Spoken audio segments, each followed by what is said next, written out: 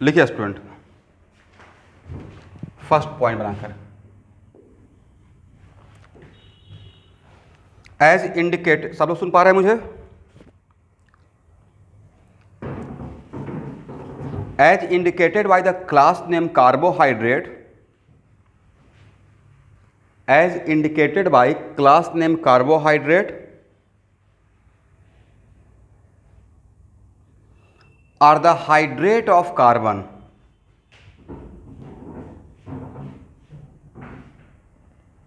are the hydrate of carbon,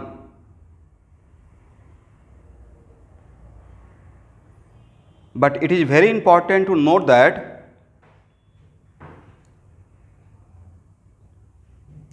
all hydrate of carbon, but it is very important to note that all hydrate of carbon are not carbohydrate.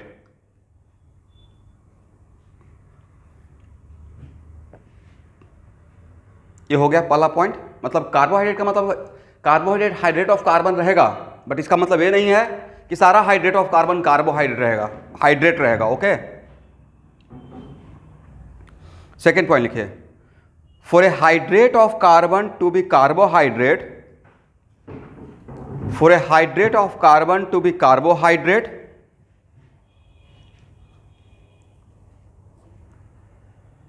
following a structural features are essential. For a hydrate of carbon to be carbohydrate, following a structural features are essential.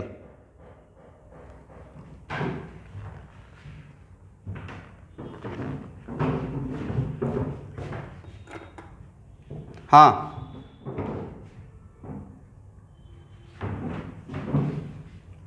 for a hydrate of carbon to be carbohydrate, following a structural features are essential.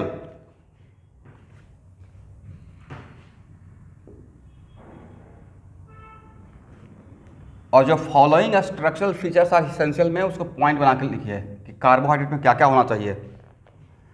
There should be more than one OH group,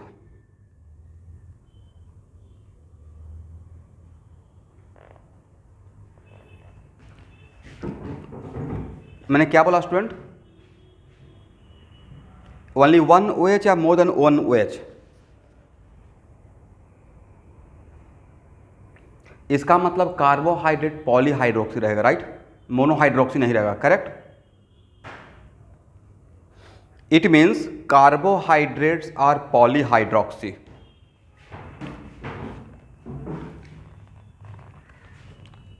second point लिखिए, there should be at least one, there should be at least नहीं, there should be any one aldehydic or keto group present, there should be any one aldehydic or keto group present. ये second compulsory condition था, ठीक है? Third point, except the carbon of aldehyde group or keto group, except the carbon of aldehyde group and keto group, all other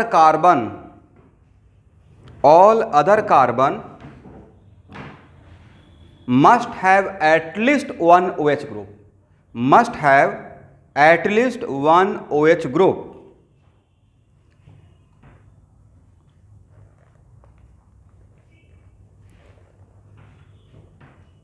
It means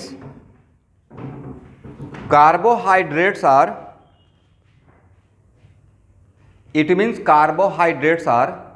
polyhydroxyaldehyde or ketone.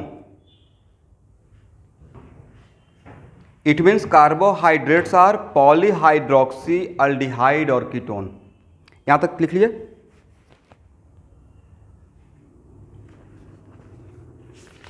अब एक और point लिखिए, keto group should be present at second position. जो हम लोग nomenclature करते हैं ना कीटो ग्रुप रहते हुए, कीटो ग्रुप और OH में तो कीटो का ही प्रेफरेंस ज़्यादा रहेगा, राइट। तो उसमें कीटो ग्रुप नंबरिंग में कितना पोजीशन पे होना चाहिए? Yes, keto group should be present at second position. इतना सारा इसेंशियल फीचर को अगर सेटिस्फाई करता है तब जाकर वो कार्बोहाइड्रेट होगा, राइट।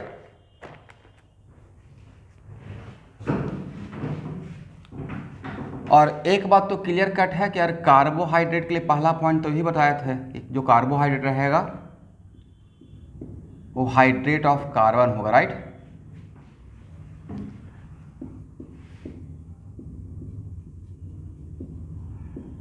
इसका मतलब जो भी कार्बोहाइड्रेट रहेगा वो इस फार्मूला को भी at the same time satisfy करेगा, ओके, करेक्ट। ठीक है स्टूडेंट, चलिए इसको भी लिख लीजिएगा पॉइंट में। अब आपको जितना भी पॉइंट लिखवाए हैं कार्बोहाइड्रेट पहचानने के लिए, उन सारे पॉइंट को देखिए और आपको पहचानना कि ये कार्बोहाइड्रेट है या नहीं है।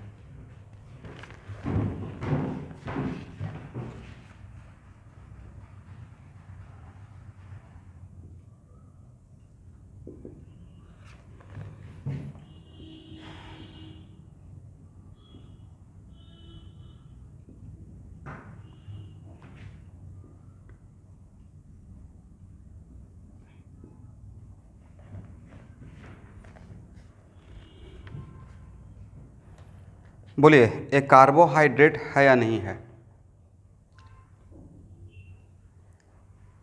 क्यों नहीं है? यस, ये फार्मूला तो सेटिस्फाई कर रहा है, right. This hydrate of aldehyde, hydrate तो पढ़ा चुका हूं, राइट। तो हाइड्रेट ऑफ अल्डिहाइड है बट ये कार्बोहाइड्रेट नहीं है, करेक्ट।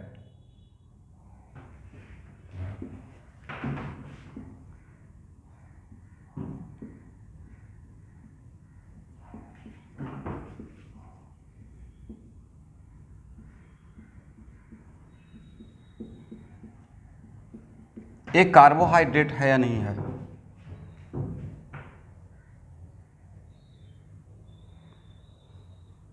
जो इसेंशियल फीचर है उसको पढ़िए और पहचानिए।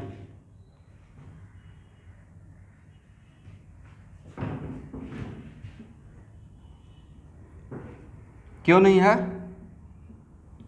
सर आपने बताया कि एल्डिहाइडी कार्बन को छोड़कर हर कार्बन के पास एटलीस्ट 1 OH ग्रुप रहना चाहिए, राइट। इसके पास नहीं है, ठीक है। एट द सेम टाइम शायद ये फार्मूला भी सेटिस्फाई नहीं कर रहा है। यहाँ पे 1 2 3 4 5 C5 तो हुआ बट ऑक्सीजन कितना है?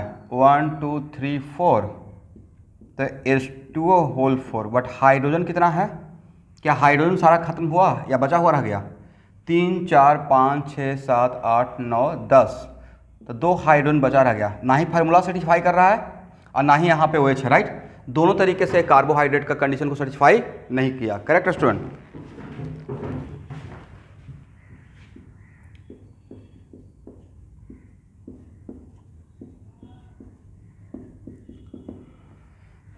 देखिए फार्मूला सेटिस्फाई हो रहा है, C2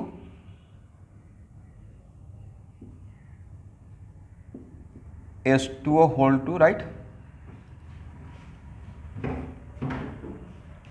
कोई भी हाइड्रोजन बचा हुआ तो नहीं रह गया, प्लीज। तो ये कार्बोहाइड्रेट है या नहीं है? क्यों नहीं है?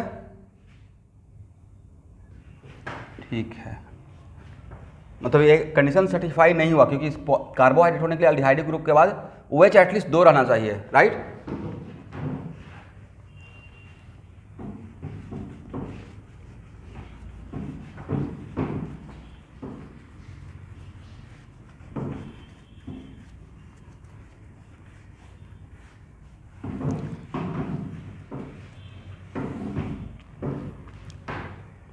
चलिए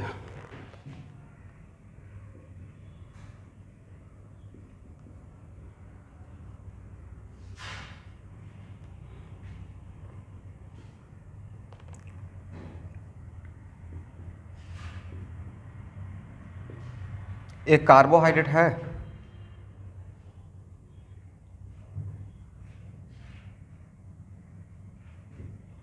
तो इसका अगर नेमिंग करते तो नोमेनक्लेचर यहाँ से होता, RFPT पहले कीटो ग्रुप पे लगाते, राइट। तो कीटो दो सेकंड कार्बन पे है, बाकी सारे कार्बन पे OH है और एक से ज़्यादा OH है, मतलब ये कार्बोहाइड्रेट है, राइट।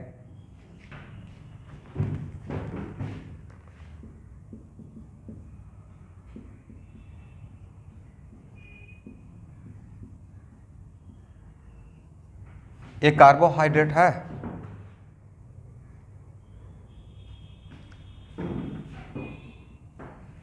कंडीशन तो सेटिस्फाई हो गया, राइट।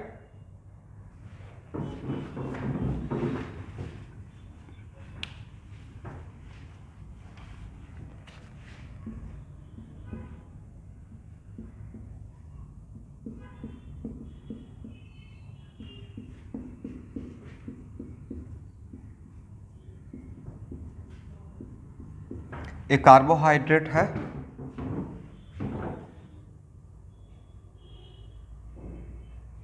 क्यों? Yes, very good.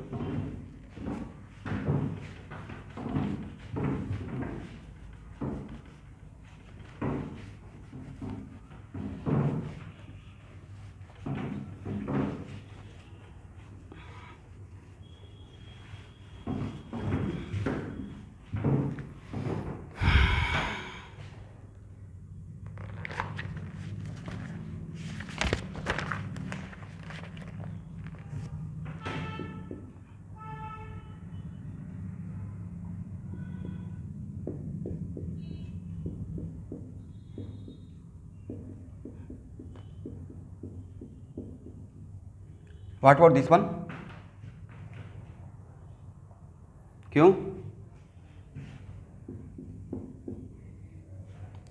मतलब कीटो ग्रुप को छोड़कर बाकी मतलब सारा चारों पांचों जो पॉइंट था उस सबको एक साथ सेटिस्फाई करना पड़ेगा, राइट। चलिए, वेरी गुड। तो यहाँ तो आपको समझ में आ गया। अब कार्बोहाइड्रेट के डिफिनेशन को थोड़ा सा ब्रॉड करते हैं, ठीक है।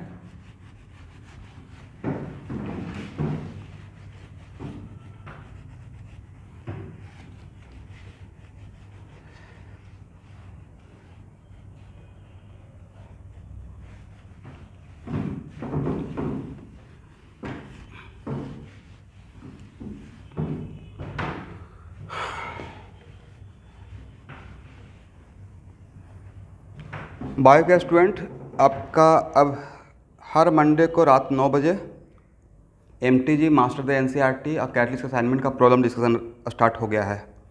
ऑलरेडी एक चैप्टर हो चुका है animal kingdom, but new chapter मतलब पूरा सारे चैप्टर को मुझे कवर करवाना है। एक 12th क्लास में भी मुझे रिक्वायर्ड है, इसलिए साथ में आप भी कर लीजिए। तो लिविंग वर्ल्ड मैम मैसेज किए हैं क्या ग्रुप में? तो लिविंग वर्ल्ड का आप रेडी करके रखिएगा जितना भी डाउट है, okay.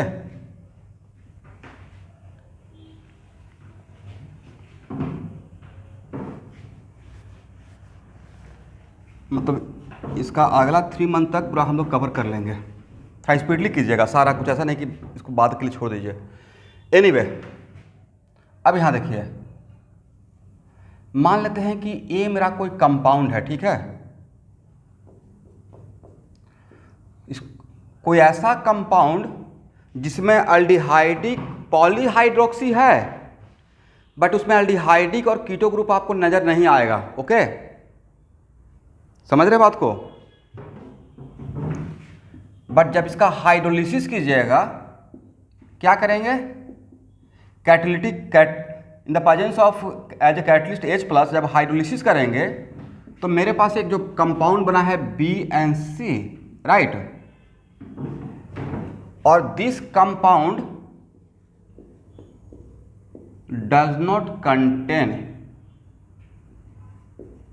Even this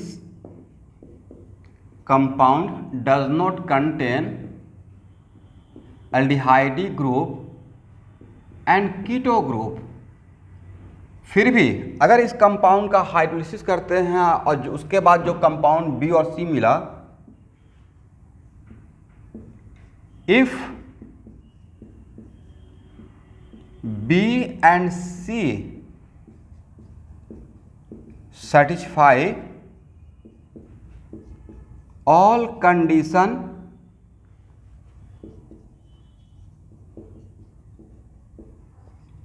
of carbohydrate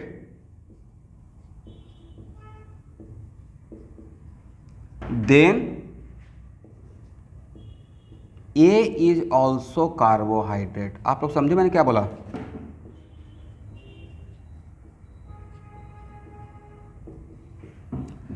Sajid समझ में आया मैंने यहाँ पे क्या बोला? क्या बोला कि सर ऐसा कोई भी कंपाउंड ए जिसमें अल्डिहाइड ग्रुप और कीटो ग्रुप नहीं है बट उसमें पॉलीहाइड्रोक्सी है, और अगर उसका हाइड्रोलिसिस करते हैं और मुझे दो कंपाउंड मिलता है, दो या दो से ज़्यादा, और वो सारा कंपाउंड प्रोडक्ट साइड का आफ्टर हाइड्रोलिसिस अगर कार्बोहाइड्रेट के सारे डिफिनेशन पे फिट बैठता है, तो अगर बी और C satisfy all condition of carbohydrate, मतलब अगर बी और सी कार्बोहाइड्रेट है, इसका मतलब A is also carbohydrate. Correct? तो सर इसका सबसे बढ़िया एग्जाम्पल तो हम लोग डे टू डे लाइफ में जो खाते हैं वही है, राइट? Sucrose, right? हाँ ना, कुछ बोलिए भाई, क्या हो जाता है? नहीं सुन पा रहे हैं आप लोग?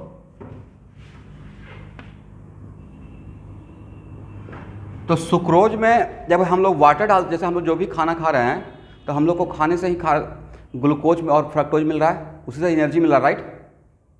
तो एक्चुअली सुक्रोज में अल्डिहाइड ग्रुप और कीटो ग्रुप आपको नज़र नहीं आएगा। करेक्ट? बट जब सुक्रोज में हम लोग, सुक्रोज जब वाटर के कांटेक्ट में आता है तो हम लोग को मिलता है ग्लूकोज एंड प्लस फ्रक्टोज। तो even if sucrose does not have aldehydic or keto group but glucose and fructose is carbohydrate, right? इसका मतलब what the conclusion? Sucrose is also carbohydrate according to this concept, right? ये एक mark केवल point है, otherwise आप इस बात को पकड़े रहते हैं, फिर सुक्रोज को बोल देते कि सुक्रोज कार्बोहाइड्रेट नहीं है, बट सबसे बड़ा सोर्स सुक्रोज ही है हम लोग के लिए, राइट? जैसे हम लोग बोलते रहते हैं ना कि हम लोग कार्बोहाइड्रेट ले रहे हैं, कार्बोहाइड्रेट ले रहे हैं मतलब क्या ले रहे हैं? कार्बोहाइड्रेट तो एक क्लास ऑफ कंपाउंड का नाम है, राइट? फैमिली का नाम है, उसमें पार्टिकुलर कुछ कंपाउंड हम लोग खाते होंगे। करेक्ट?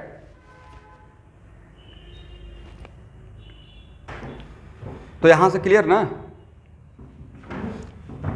इसका मतलब कभी कभी कीटो और अल्डिहाइड ग्रुप नजर नहीं आएगा, इसका मतलब ये नहीं कि एकदम बिल्कुल ब्लाइंडली बोलना है कि दिस इज नॉट कार्बोहाइड्रेट। एक बार पीछे मुड़कर उसको हाइड्रोलिसिस करके भी देखना है। Correct student?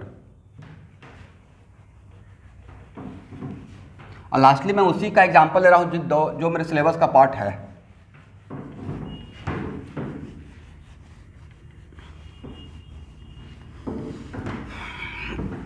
चलिए,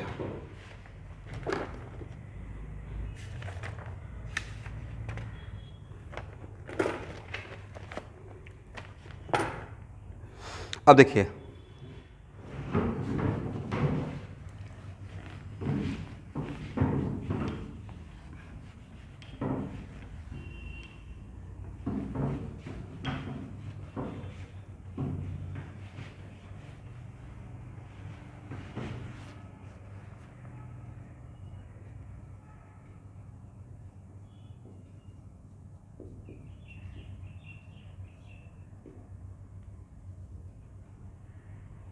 नॉमेनक्लेचर ऑफ कार्बोहाइड्रेट।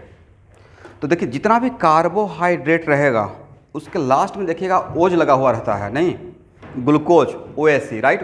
ओज, माल्टोज ओज, फ्रक्टोज ओज, सेलुलोज ओज, सुक्रोज ओज, राइट? इसका मतलब है कि इस फैमिली के लिए एक सफिक्स है जो इसका नाम है ओज। जैसे कैसे अल्केन का लास्ट में एन आता था, वैसे ही कार्बोहाइड्रेट के लास्ट में क्या आता है? ओज आता है। तो लिखिए, पहला point, suffix for this family of compound is, suffix for this family of compound is what? ओज। ठीक है? करेक्ट? लेकिन अगर उस कार्बोहाइड्रेट में अल्डिहाइड ग्रुप रहेगा तो हो जाएगा एल्डोज। क्या हो जाएगा? लास्ट में ओज। करेक्ट? और अगर उसमें कीटो ग्रुप है तो उसको बोलते हैं कीटोज, करेक्ट। इसका मतलब कार्बोहाइड्रेट को दो पार्ट में डिवाइड कर दिए, aldose and ketose. Keto group वाले को कीटोज बोलेंगे और एल्डिहाइड ग्रुप वाले को एल्डोज बोलेंगे, करेक्ट स्टूडेंट। यहाँ लिख लीजिएगा कीटो ग्रुप, ये समझ रहे हैं ना। एक कीटोज कब होगा, व्हेन कीटो ग्रुप प्रेजेंट। देखिए मैं सिर्फ केमिस्ट्री के पॉइंट ऑफ व्यू तक पढ़ाऊंगा, ठीक है। बायो वाला सेक्शन आप देखिएगा, ओके।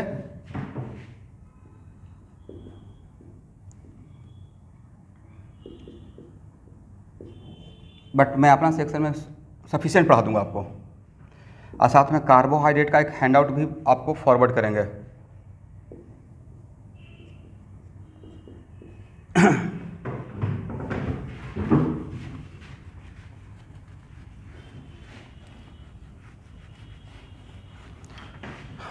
चलिए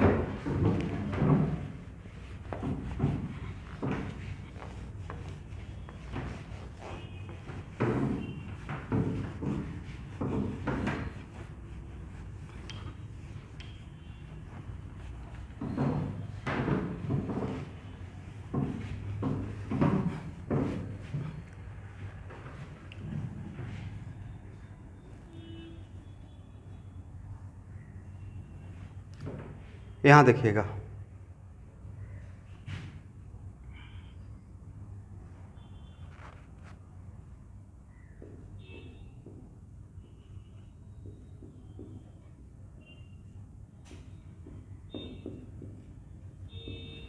यहाँ से एक बात तो क्लियर हो गया कि सर कार्बोहाइड्रेट अगर होना होगा और एल्डिहाइड ग्रुप है तो मिनिमम तो 3 कार्बन होना पड़ेगा, नहीं 2 कार्बन से कार्बोहाइड्रेट बनना शुरू होगा।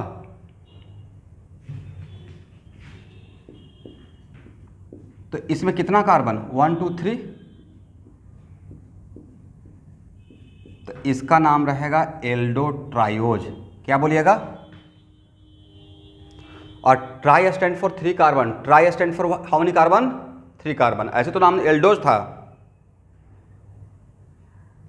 बट अगर 3 कार्बन रहेगा तो उसका अब हम लोग नंबरिंग के साथ लिखेंगे एल्डोट्रायोज, करेक्ट।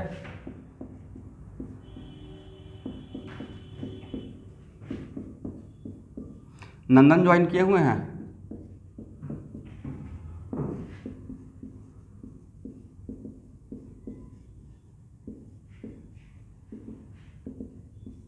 इसका नाम क्या रहेगा, 4 कार्बन है तो एल्डोटेट्राओज, राइट।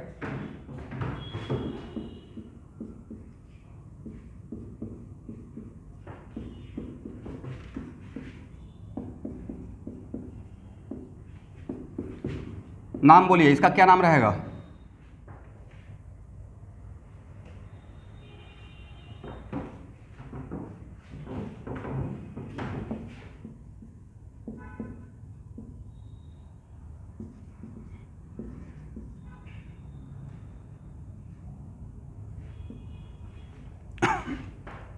पेंटोज सिर्फ बोल दीजिए।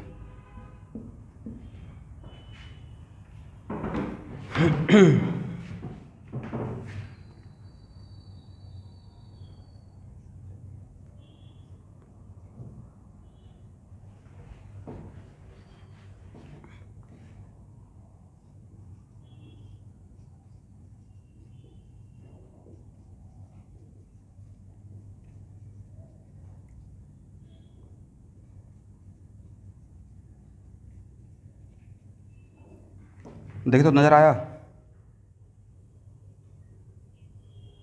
कितना कार्बन है, 1 2 3 4 5 6, राइट।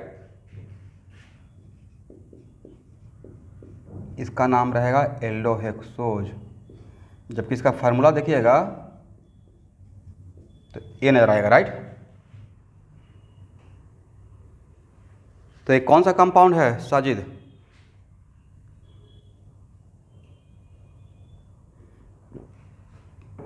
अब it is not glucose only, इसमें बहुत सारा कंपाउंड है, ठीक है। ऑर्गेनिक केमिस्ट्री में कोई भी जनरल कोई भी formula it is not compulsory represent only 1 class of organic compound, correct.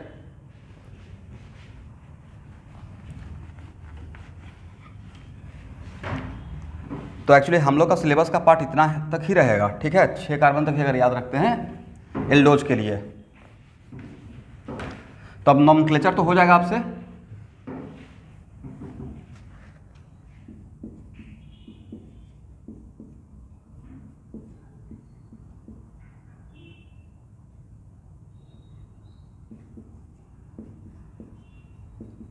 इसका नाम बताइए तो क्या है?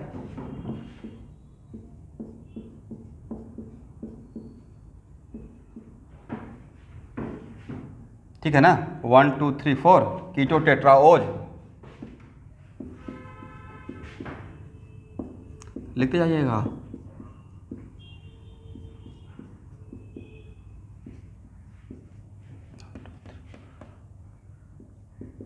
इसका नाम कीटो पेंटोज या पेंटाओज भी बोल सकते हैं, कोई इशू नहीं है।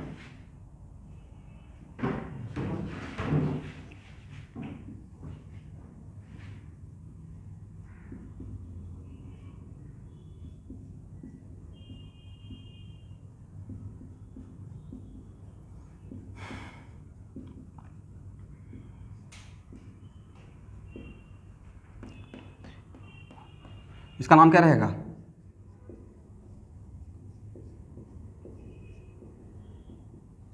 ठीक है,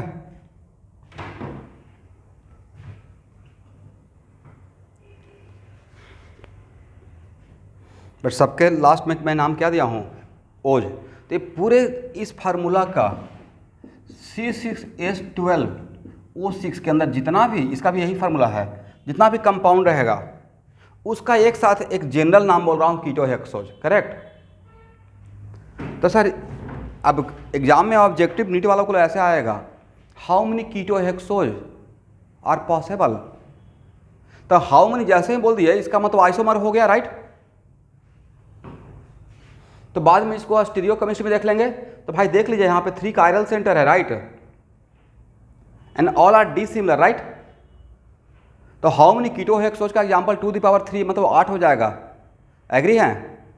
टोटल कितना कीटोहेक्सोज हो सकता है? 8 हो सकता है, करेक्ट।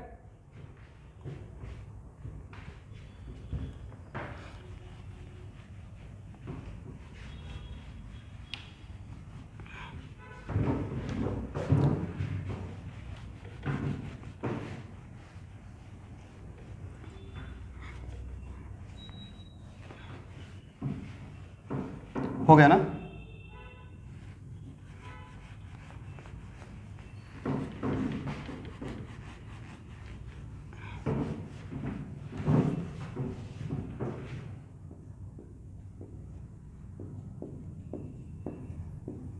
देखिए कार्बोहाइड्रेट को बहुत सारा पॉइंट ऑफ व्यू से डिवाइड कर सकते हैं। एक तो कीटो ग्रुप और अल्डिहाइड ग्रुप के प्रेजेंस के पॉइंट ऑफ व्यू से डिवाइड कर दिए, एल्डोज कीटोज, राइट। एक उसका वाटर के साथ हाइड्रोलिसिस के पॉइंट ऑफ व्यू से भी डिवाइड करते हैं। वाटर का हाइड्रोलिसिस मतलब किसी भी कार्बोहाइड्रेट में अगर लॉट ऑफ वाटर डालते हैं तो कितना यूनिट में वो ब्रेक होता है, उसके पॉइंट ऑफ व्यू से भी उसको डिवाइड किया गया है। तो कार्बोहाइड्रेट को हम लोग 3 टाइप से डिवाइड करते हैं। एक का नाम रहता है मोनोसैकेराइड्स, आप लोग बायो वाला जानते होंगे, राइट। तो सैकेराइड्स का स्पेलिंग बोलिए।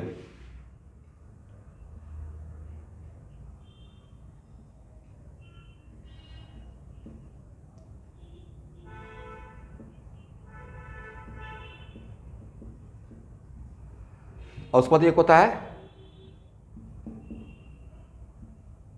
डाइसैकेराइड्स, या इसी का एक और नाम दिया गया है ओलिगोसैकेराइड्स, नहीं।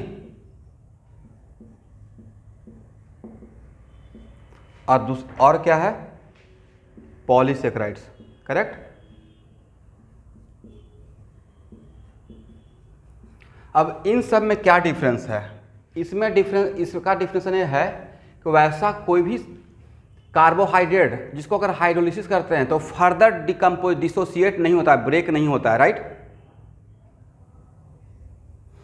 इसमें है, मैं लिखवा दूंगा, इसका क्राइटेरिया है कि जब इस टाइप का कार्बोहाइड्रेट जिसमें वाटर का हाइड्रोलिसिस करते हैं, वाटर डालकर, तो 2 से लेकर 10 यूनिट तक, कहाँ से कहाँ तक, 2 to 10 यूनिट में डिसोसिएट होता है, ब्रेक होता है, फ्रैगमेंट बनता है, इतना पार्ट में टूटता है। तब अगर 2 से 10 के बीच में रहेगा, अगर 2 रहेगा तो कंप्लीटली डाई ही बोलेंगे, बट 2 से 10 रहेगा तो उसको हम लोग इस कैटेगरी में रखेंगे, ओलिगोसेक्राइड या डाइसेक्राइड्स में, करेक्ट। और अगर 10 से ज़्यादा मिलता है तो उसको पॉलीसेक्राइड्स में रखा गया है, करेक्ट। तो इसका सबसे बेस्ट एग्जाम्पल है sucrose. Sucrose is the example of monosaccharides, polysaccharides या ओलिगोसेक्राइड्स। सुक्रोज का हाइड्रोलिसिस करते हैं तो ग्लूकोज और फ्रक्टोज 2 पार्ट में 2 ही मिलता है यूनिट, राइट। तो आप देखिए, आप बायोलॉजी तो मुझसे ज़्यादा समझ रहे होंगे, बट मैं जितना केमिस्ट्री के पॉइंट ऑफ व्यू समझ रहा हूँ तो मुझे मेरे अकॉर्डिंग डिफिनेशन ये है। तो क्या डिफिनेशन आप लिख पाएंगे? लिखिए एक लाइन इसमें लिखिएगा, those carbohydrate which can not further hydrolyse, those carbohydrates which can not further hydrolyse.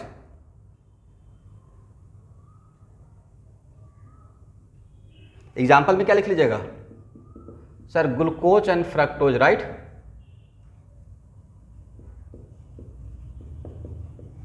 Glucose and fructose में अगर हम लोग वाटर डालते हैं तो फर्दर इसमें कार्बन, ऐसे नहीं रिएक्शन कुछ होता है, साइक्लिक स्ट्रक्चर में जाता है, बट कार्बन कम नहीं होता है, ओके। टूटने का मतलब कार्बन कम होकर टूटना, राइट। इसमें लिखिएगा, those carbohydrate which upon hydrolysis, those carbohydrates which upon hydrolysis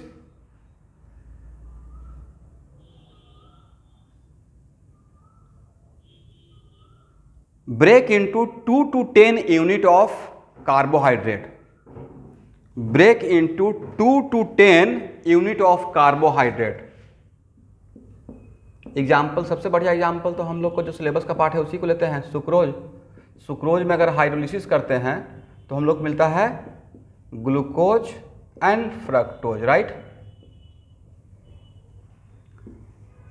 और इसके लिए क्या definition? Those carbohydrate which upon hydrolysis, लिख लीजिए, those carbohydrate which upon hydrolysis break into more than 10 unit of carbohydrate, break into more than 10 unit of carbohydrate. सबसे बढ़िया example cellulose, right.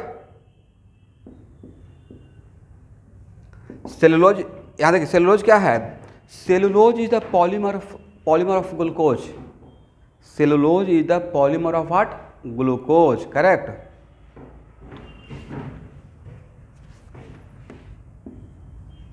तो इसमें अगर वाटर का हाइड्रोलिसिस करते हैं तो एन ग्लूकोज मिलता है, करेक्ट स्टूडेंट। और एन वैरी कर सकता है, ठीक है। और इस एन का वैल्यू 10 से ज़्यादा रहता है, ठीक है ना।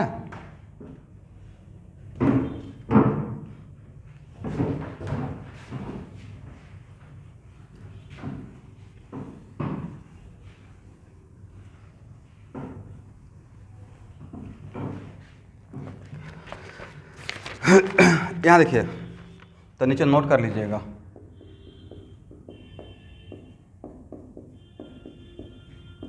Cellulose is a polymer of glucose but sucrose is not the dimer of glucose and fructose। ऐसा क्यों बोला गया?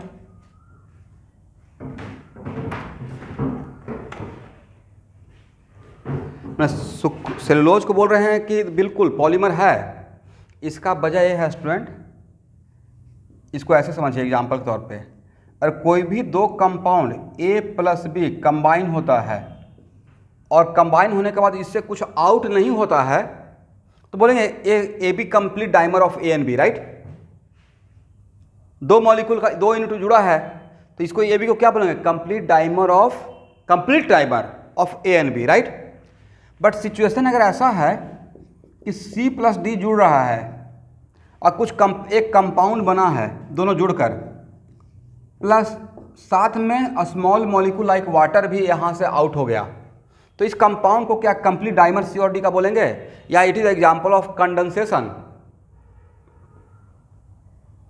दो बिगर यूनिट अगर जुड़ता है और एक small molecule like water out होता है, तो it is example of what, condensation reaction, right.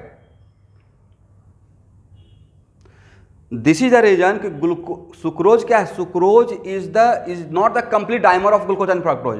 Actual में आगे पढ़ाएंगे आपको, sucrose is the condensation product of glucose and fructose. जब ये दोनों जुड़ता है तो one molecule of water out होने के बाद सुक्रोज बनता है। इसका मतलब है कि इन दोनों को जोड़ने के बाद जितना भी कार्बन रहेगा, तो आप ये सोचिएगा कि इसमें वही सेम फार्मूला रहे, जस्ट डबल फार्मूला कर देंगे। ऐसा सोचिएगा C6H12O6 ये हो गया ग्लूकोज, और C6H12O6 ये हो गया फ्रक्टोज। तो ये जुड़ता है तो एक्चुअल में सुक्रोज का क्या होता है फार्मूला, आप लोग जानते होंगे, C12H22O11, राइट। साथ में ए भी आउट होता है, तो क्या इसका जस्ट एक कंप्लीट डाइमर हुआ या साथ में वाटर आउट हो गया है, राइट। दैट्स वाई सुक्रोज क्या है, condensation product of glucose and fructose होता है। जब दो बिगर मॉलिक्यूल जुड़े और एक small molecule like water out हो, तो it is the example of कौन सा रिएक्शन, कंडेंसेशन, ठीक है ना। ये एक्चुअली इस पे मैं बार बार फोकस कर रहा हूँ क्योंकि मेरे टाइम पे इस क्वेश्चन पूछा हुआ था। ये तो पॉलीमर है, but sucrose complete dimer glucose fructose का नहीं है। वजह क्या था, वाटर आउट होता है, राइट।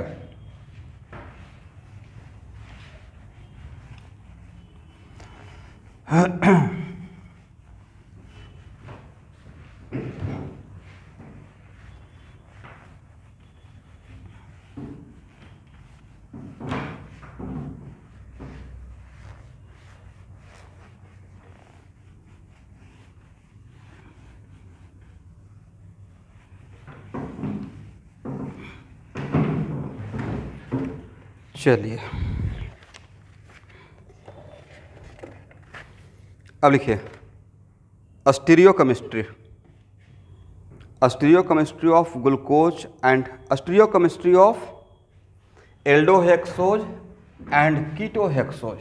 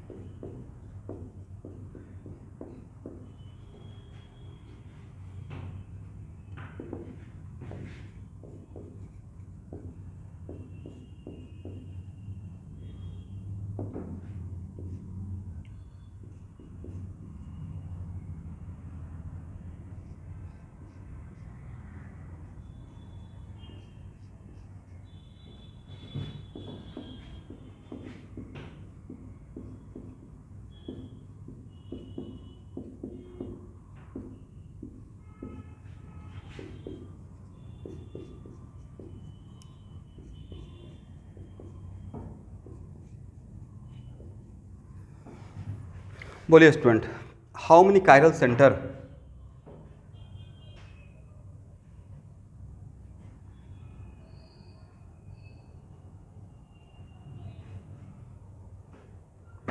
इस कंपाउंड में कितना कायरल सेंटर है,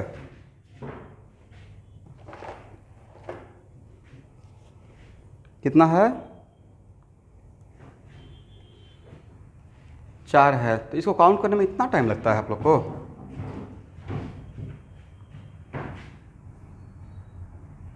बाकी लोग ज्वाइन किए हुए हैं, तो आप लोग रिप्लाई क्यों नहीं करते हो भाई, क्या प्रॉब्लम है। अगला बार से क्वेश्चन पूछने से एक साथ रिप्लाई करना है, नहीं रिप्लाई कीजिएगा क्लास उसी टाइम रोक दूंगा। ये बहुत गंदा हैबिट है, पूछते रहते हैं। जब तक एक पार्ट पढ़ा चुके हैं स्टीरियोकेमिस्ट्री, तो जब तक आप नहीं बोलिएगा रिप्लाई कीजिएगा तो मुझे कैसे पता चलेगा रिवीजन हो रहा है। हाउ मेनी कायरल सेंटर, 4 है। ये थोड़े है कि एक बार बस ऐसे ऑन कर दिए बस सुन रहे हैं, कहानी है या क्लास करना है। डी सिमिलर या सिमिलर,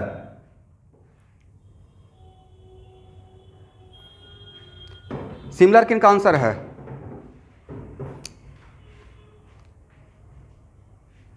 कैसे काम चलेगा इरीना? अब दोबारा तो वापस मुड़ के नहीं पढ़ाऊंगा टाइप ऑफ कार्बन।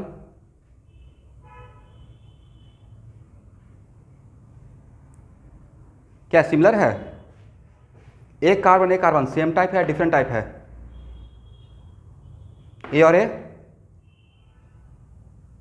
तो जब तक हम लोग इंटरेक्ट नहीं करेंगे तब तक तो एक माइंड में परसेप्शन बनते रहेगा। All are different type of carbon, right, according to connectivity. Is it clear? इसका मतलब all C star equal to 4। Shyamna sir आपने ज्वाइन किए हुए हैं, तो क्या प्रॉब्लम है? रिप्लाई क्यों नहीं करते हो? How many chiral centre? 4। Similar या डिसिमिलर? डिसिमिलर है, राइट। तो अगर डिसिमिलर रहेगा इसका मतलब सर यहां पे मेजो का कोई कॉन्सेप्ट नहीं है, प्लेन ऑफ सिमेट्री नहीं मिलेगा, करेक्ट।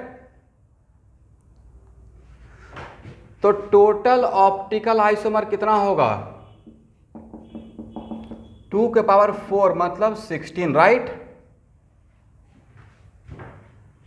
इसका मतलब C6H12O6 अगर एल्डोहेक्सोज है, मैं एल्डोहेक्सोज के लिए बात कर रहा हूं, तो ये ऑब्जेक्टिव आपका नीट का क्वेश्चन ये रहेगा, how many aldohexose? Correct answer is what? 16, right.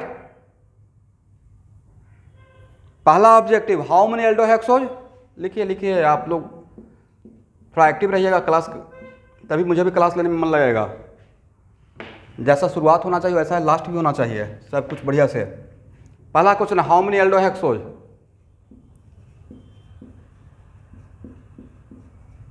Answer क्या है? 16।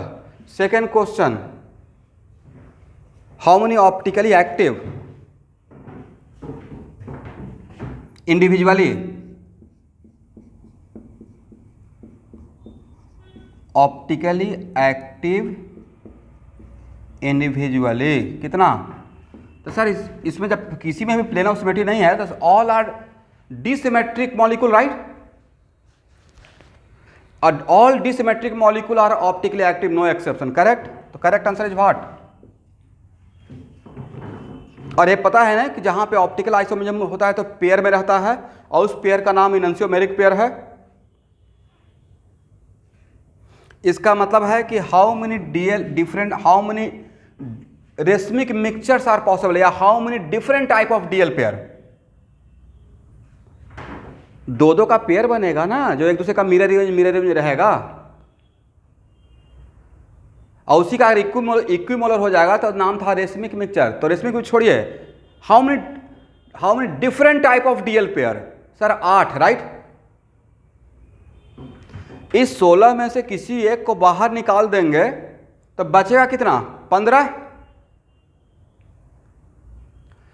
और जिसको बाहर निकाले हैं उसका पूछेंगे कि इस 15 में से बाहर वाले का मिरर, कंप्लीट मिरर इमेज एक ही रहता है नहीं, और जो मिरर इमेज रहता है उसके साथ उस बाहर वाले का रिलेशन रहता है इनन्सियोमर का, और बाकी के साथ रहता है डाइस्टेरियोमर का, करेक्ट।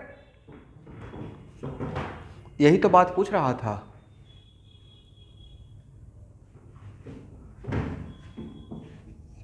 तो how many different type of DL pair?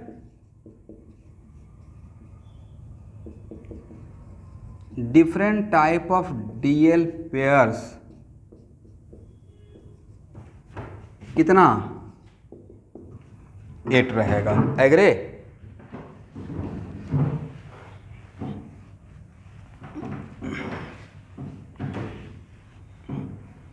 चलिए, अब आप लोग मुझे ऐसा आप लोग पढ़ाया था आइसोमरिज्म में डी और एल कॉन्फ़िगरेशन? अब हाँ ना बोलेंगे ही नहीं, बहुत बड़ा समस्या है भाई। मैं कंफ्यूज होता रहता हूँ, अगर याद है तो इस पे बात नहीं करूँगा। और मुझे लगता है कि जहाँ पे ईपीमर्स एनोमर्स वगैरह डील कर रहा था वहाँ पे कैपिटल डी और कैपिटल एल का कॉन्सेप्ट दिया था, करेक्ट। तो बोलिए श्यामना, कैपिटल डी का मतलब क्या होता है?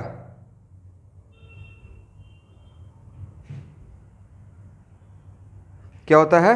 ये श्यामना से मैं क्वेश्चन पूछ रहा हूँ।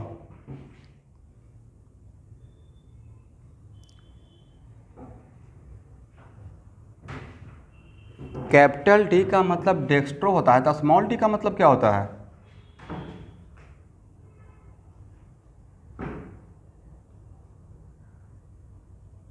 अच्छा, ये पढ़ाए हैं नहीं पढ़ाए हैं? तो पढ़ाए हैं तो सब लोग घर पे ही हो। जल्दी से आइसोमेरिज्म का कॉपी पलटिए, उसके बाद ही आगे बढ़ूंगा। और कैपिटल डी कैपिटल एल का मतलब क्या था वो समझाइए first.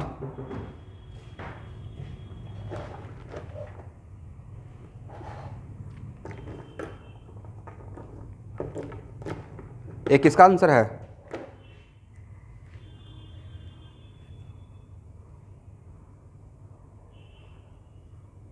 If O H on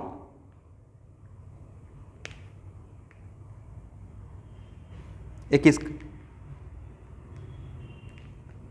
answer है? सही तो बोल रहे हैं, एकदम कॉन्फिडेंस से बोलिए, very good. If O H group on farthest chiral centre are on the right hand side, उसमें एक चीज जोड़ना था, on Fischer presentation, right, then it is called capital D. मैंने कहीं पे पढ़ाया कि कैपिटल डी का मतलब डेक्स्ट्रो होता है, स्मॉल डी के मतलब डेक्स्ट्रो बताए थे, राइट। देन कितना खराब बात है बताइए, जो लोग कैपिटल डी का मतलब डेक्स्ट्रो बता रहे हैं, ये तो ब्लंडर है ना, छोटा मिस्टेक नहीं है। वहाँ पे इतना एफर्ट लगा कि हाफ एन आवर इसी पे मैं रुका था कि कैपिटल डी का मतलब ये होता है, स्मॉल कैपिटल डी का मतलब ये, स्मॉल डी का मतलब, कैपिटल डी और स्मॉल डी का डिफरेंस बताया था। और कैपिटल डी जस्ट एक कन्वेंशन है, नॉमेनक्लेचर जैसा है, राइट।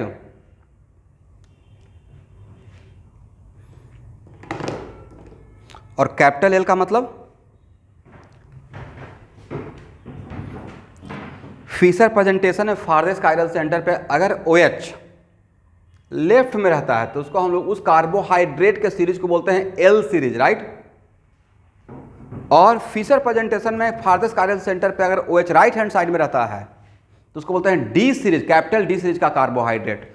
तो कार्बोहाइड्रेट को दो सीरीज में डिवाइड कर दिया गया है, capital D capital L. But capital D can be small D small L, dextro भी हो सकता है, लेबो भी हो सकता है, डिपेंडिंग अपॉन सिचुएशन। ये भी मैं वहां पर डिवाइड किया हुआ, राइट। तब सिर्फ टीचर का एफर्ट लगाने से होगा स्टूडेंट, ये साथ में आपको भी याद रखना पड़ेगा।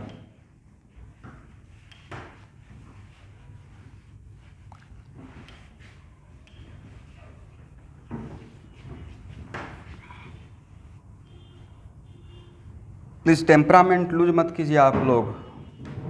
पिछले साल सेम सिचुएशन था, इवन कि इस बार तो थोड़ा रिलैक्स ही रहता है, उतना टफ लाइफ नहीं है सबका। तो उसमें जो स्टूडेंट लगे रह गए उनका सिलेक्शन हो गया था। इसलिए ये नहीं कि एग्ज़ाम नहीं हो रहा है, वो उनका लुकआउट है, ये आपका लुकआउट थोड़ा है एग्ज़ाम कंडक्ट करने का। ये तो पक्का है कि एग्ज़ाम कंडक्ट होगा, चाहे दिसंबर में जाकर ही क्यों नहीं हो, राइट। तो आप उस बात का चिंता मत कीजिए, आप तैयार, बढ़िया मौका है, चीज़ों को 2-2 बार रिविजन कर लीजिए, 3-3 बार कंठस्थ याद कर जाए, मेमोराइज कर जाइए, राइट। क्या करते कि आप लोग मेरे जगह पे रहते तो भाई हम लोग से ज़्यादा फ्रस्ट्रेशन आप लोग नहीं झेले हैं। मतलब इतना टफ सिचुएशन में अपने आप को बाहर निकाल कर IIT क्रैक करना, it is very difficult job. खुद से खाना बनाओ, खुद से पढ़ो, खुद से सब कुछ, कोई नहीं है, पेरेंट्स हैं नहीं, अकेले हो, बहुत डिफिकल्ट सिचुएशन। फिर भी अपने आप को मोटिवेट करते रहो। बट उसमें एक ही चीज़ मेरा साथ दिया था, मुझे जो लगता है कि मुझे IIT दिलाने के लिए सबसे बड़ा जो फैक्टर बना था, वो चीज़ों को बार बार रिविजन करना था। Not number of lot of problems, certain problem उसी को बार बार, सर्टेन बुक्स बट वो मास्टरपीस बुक, उसी को बार बार। पहला बार में सिर्फ कॉन्सेप्ट डेवलप होता है, सेकंड टाइम में स्पीड बनता है। तो अगर टाइम है तो बनाया हो प्रॉब्लम को दोबारा बनाइए और कोशिश कीजिए कितना फास्ट इसको सॉल्व करते हैं। अगर रैंकर बनना चाहते हैं तो, क्योंकि कुछ स्टूडेंट का बड़ा गंदा हैबिट रहता है, सोचता है कि ये प्रॉब्लम तो मैं ऑलरेडी पहले एक बार सॉल्व कर चुका हूँ। भाई तो नया प्रॉब्लम मत सॉल्व करो, उसी को दोबारा सॉल्व करो। समझ रहे मैं क्या बोल रहा हूँ?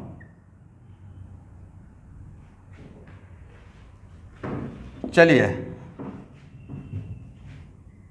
तो आप में से कुछ लोग बताए कि सर फार्देस्ट कायरल सेंटर पे अगर OH राइट हैंड साइड में रहेगा तो उसको हम लोग कैपिटल D सीरीज बोलेंगे, तो बाकी कायरल सेंटर पे OH किधर रहेगा?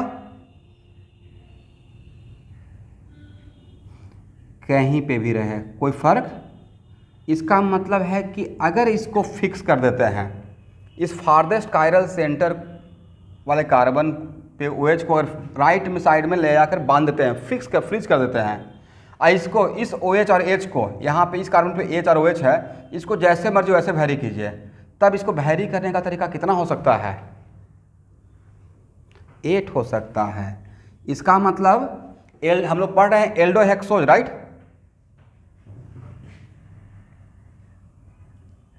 तो नेक्स्ट ऑब्जेक्टिव ऐसे रहेगा, in aldohexose how many D aldohexose, capital D. तो इसमें डी सीरीज का कितना मिलेगा सर? 8 मिल जाएगा, नहीं?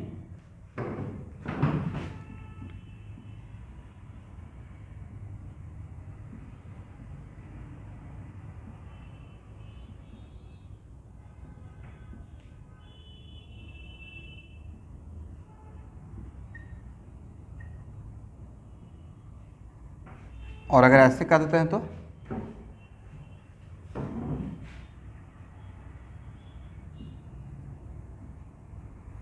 एक कौन सा सीरीज? L series. ये कितना रहेगा? 8 रहेगा, करेक्ट। इसका मतलब है कि आज के बाद कोई भी कार्बोहाइड्रेट उसमें नहीं लगा कि सर जितना डी सीरीज रहेगा उतना ही एल सीरीज रहेगा, दोनों इक्वल पार्ट में डिवाइड हो जाएगा।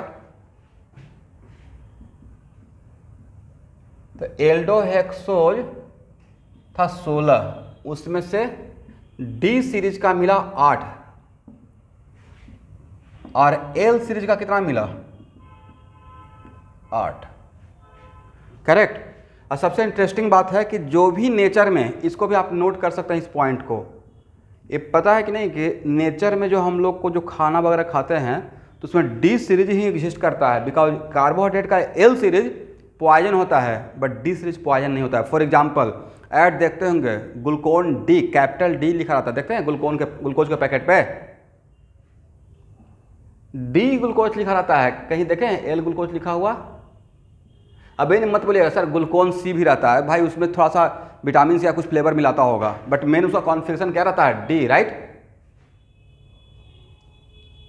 क्योंकि नेचर में जो भी, देखिए कितना बढ़िया नेचर हम लोग को दिया है, नेचर में जो भी कार्बोहाइड्रेट है वो with capital D, capital L क्या होता है? पॉइजन होता है, करेक्ट। उसको नोट कर लीजिएगा, कहीं पे काम में आ जाएगा, ठीक है?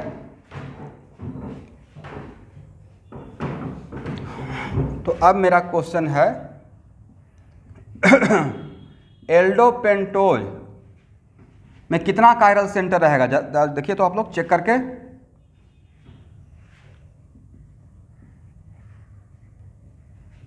एल्डोपेंटोज में शायद 3 कायरल सेंटर रहेगा, नहीं?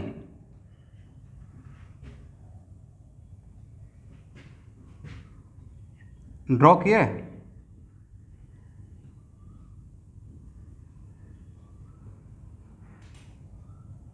ऊपर वाला कार्बन तो अल्डिहाइड कार्बन रहा और नीचे वाला कार्बन CH2OH रहा, तो ऊपर वाला और नीचे वाला तो कायरल है नहीं, तो बाकी तो 3 ही तो बचा कायरल।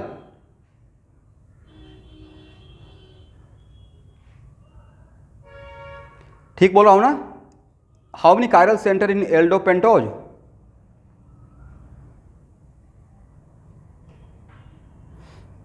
3। ऑल आर सिमिलर या डिसिमिलर?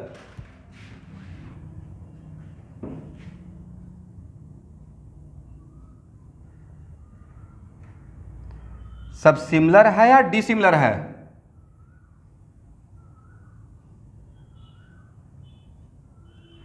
इतना टाइम क्यों लगता है? सिमिलर डिसिमिलर का क्या चेक करते हैं? Type of carbon, right?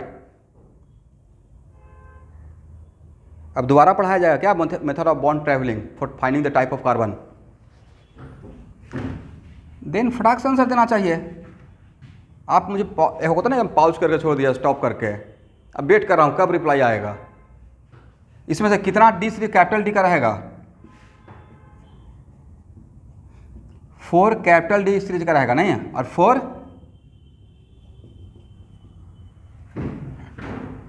हो गया। चलिए, इसका मतलब सर मोटा मोटी ये है कि जो भी एल्डोज रहेगा उसमें से आधा कैपिटल डी का रहेगा, आधा कैपिटल एल का रहेगा। एग्री?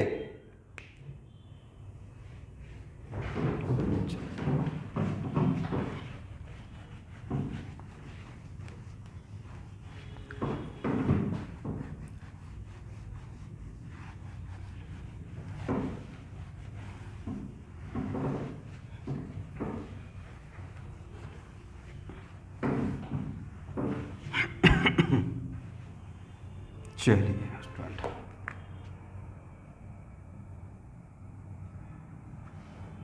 अब थोड़ा कीटो हेक्सोज का देख लेते हैं।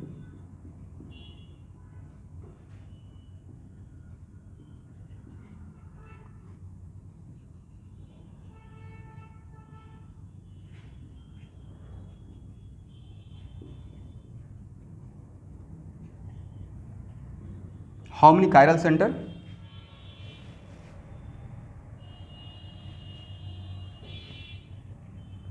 ए रहेगा, ए रहेगा, ए रहेगा, राइट। इसका मतलब कीटो हेक्सोज में कायरल सेंटर कितना रहेगा? 3 रहेगा। देखिए तो सिमिलर है या डिसिमिलर है?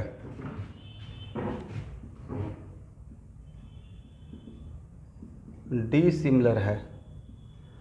तो कितना ऑप्टिकल आइसोमर एग्जिस्ट करेगा सर? 2 के पावर 3 मतलब 8, राइट।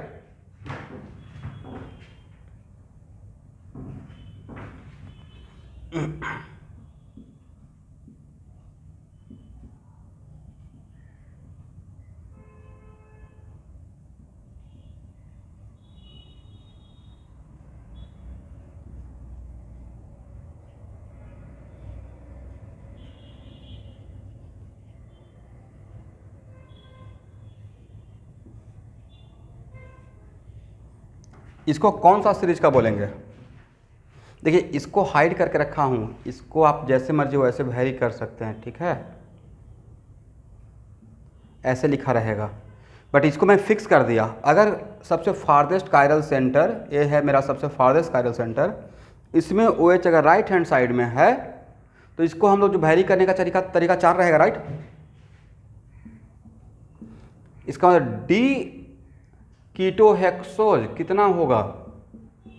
डी नाम का, कैपिटल डी नाम का 4, राइट। तो वैसे ही एल कीटो हेक्सोज कितना होगा? वो भी 4 ही होगा। एक डायग्राम बना के लिख लीजिए।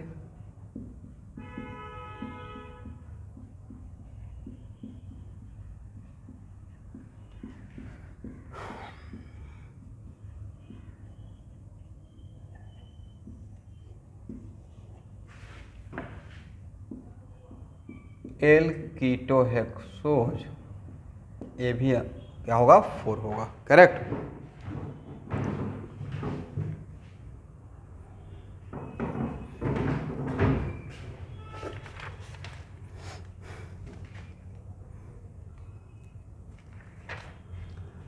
हो गया यहां तक?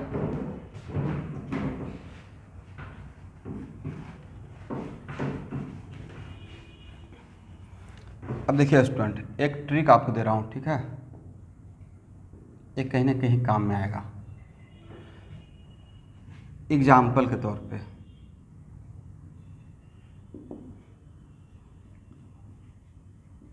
एल्डोहेक्सोज, टोटल एल्डोहेक्सोज कितना? थोड़ा आप लोग कॉपरेट करके आंसर बोलते रहिएगा, उससे मुझे कॉन्फिडेंस मिलता रहता है। Sir 16, right. देखिए तो सही लिखा। तो 16 डिफरेंट टाइप ऑफ एल्डोहेक्सोज है, तो डैम्स और सबका अलग अलग नाम रहेगा। आप ही बोल रहे हैं 16 sir, all 16 are different compound, तो सबका अलग कुछ नाम रहेगा ना, आइडेंटिटी। यस,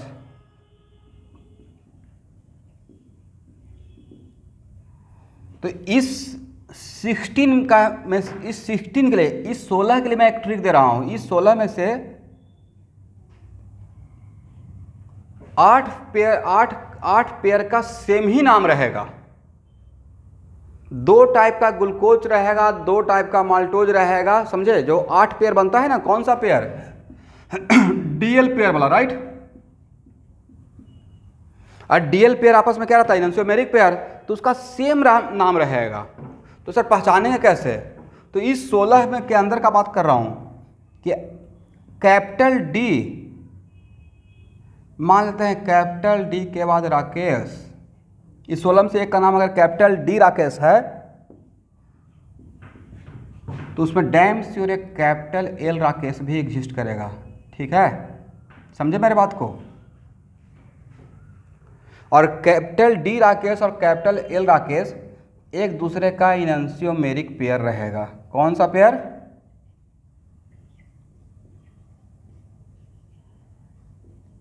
इसका मतलब सर आप बताना चाह रहे हैं डी के बाद कैपिटल डी और कैपिटल एल के बाद अगर नाम सेम रहेगा मतलब आज के बाद वो एक दूसरे का इनैंसियोमेरिक पेयर है। एग्री?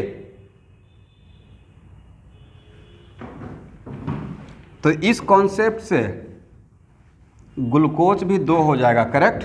डी ग्लूकोज और एल ग्लूकोज। एग्री? और डी ग्लूकोज और एल ग्लूकोज, तो डी और एल के बाद नाम सेम है, कैपिटल डी और कैपिटल एल के बाद, तो दोनों क्या रहेगा एक दूसरे का? इनैंसियोमेरिक पेयर रहेगा, करेक्ट?